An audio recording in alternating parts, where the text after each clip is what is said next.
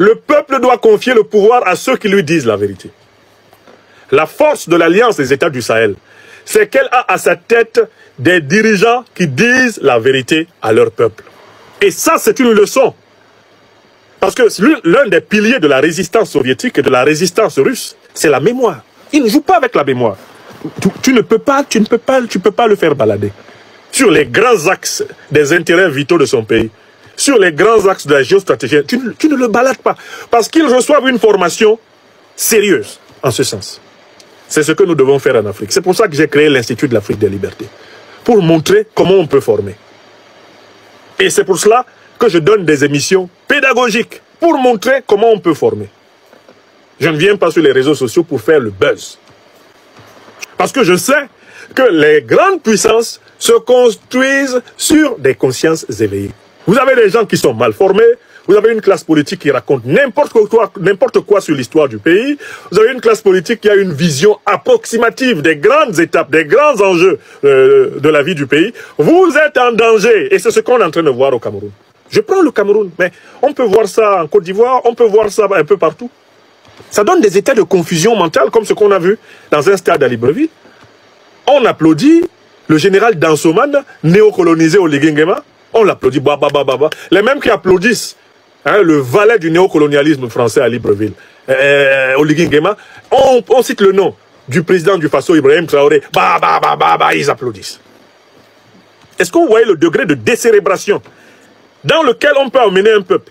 Je me suis même rendu compte que les mêmes là, qui ont applaudi le Dansoman imposé en réalité par la Macronie à la tête du Gabon, eh ben, ils ont sifflé quand on a dit le nom du président français Emmanuel Macron. Mais écoutez, ces gars-là, on devrait les amener dans un hôpital de chirurgie mentale, pour soigner leur bipolarité idéologique flagrante. Mais écoutez, vous ne pouvez pas applaudir Oligui Nguema, qui est le pur produit de Macron, qui est le putschiste chouchou de l'Élysée, et puis vous sifflez Emmanuel Macron. Là pour une fois. Mais Emmanuel Macron, on a presque pitié pour lui. Il a raison de se plaindre parfois de manque de reconnaissance. C'est lui qui a soutenu Oligui Nguema à bout de bras. C'est lui qui lui a déroulé le tapis rouge de l'Élysée pour le présenter comme un chef d'État présentable à l'international. C'est lui qui a tout fait pour que le coup d'État gabonais soit incolore, inodore. Un coup d'État homéopathique, que ce soit un coup d'État doux. Macron a fait la com de ce coup d'État. Et vous venez applaudir le putschiste de Macron, mais vous sifflez Macron. Mais écoutez, les oliguistes, un peu de sérieux. Vous ne pouvez pas être des partisans du fils et les ennemis du père. Et ça, c'est possible au Gabon, parce que l'enseignement de l'histoire, de l'idéologie, l'enseignement des grandes catégories de l'analyse politique s'est effondré. Si le peuple gabonais qui était dans ce stade-là avait une conscience historique, d'abord il ne serait même pas venu dans ce stade. Parce que ce qu'on a vu là, c'est l'intronisation, en réalité, d'un petit pâtre de la France-Afrique. Ce n'est pas une élection qui a eu lieu au Gabon. Il a éliminé tous ceux qui pouvaient le battre.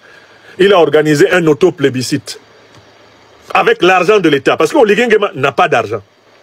Un général d'armée au Gabon ne peut pas avoir l'argent qu'Oligui a utilisé pour financer sa campagne. Oligui n'a pas pris cet argent de son compte bancaire à lui. Il a pris l'argent de l'État du Gabon et il a donné l'impression d'être généreux envers les Gabonais. Est-ce que vous vous rendez même compte du degré de décérébration qu'ils font subir à nos populations? Gabonaises, Gabonais, Oligui vole votre argent. Il fait semblant de vous partager votre propre argent. Et en disant, moi, j'ai payé. Moi, j'ai payé. Moi, j'ai payé. Et puis vous rigolez. Vous rigolez, vous êtes content. Il y a très content, moi il y a très content.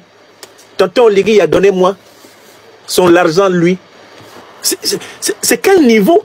C'est quel niveau de crétinisation de masse? Voilà l'exemple du Gabon. Voilà l'exemple du Gabon. C'est ce qui se passe au Cameroun. C'est ce qui se passe en Côte d'Ivoire. C'est ce qui se passe au Sénégal. Des masses crétinisées, avec des leaders politiques qui n'ont pas le courage de leur dire ce qu'il en est de l'histoire. Parce que si on dit ce qu'il en est de l'histoire, cela remet en cause des intérêts immédiats. Le 9 mai 2025 à Moscou, rappelle aux Africaines et aux Africains que nous sommes la nécessité d'enseigner l'histoire critique de nos pays, de transmettre la conscience historique vigilante, d'enseigner qui furent les héros, qui furent les lâches, d'enseigner à chaque enfant les repères à partir desquels il peut se construire une existence digne.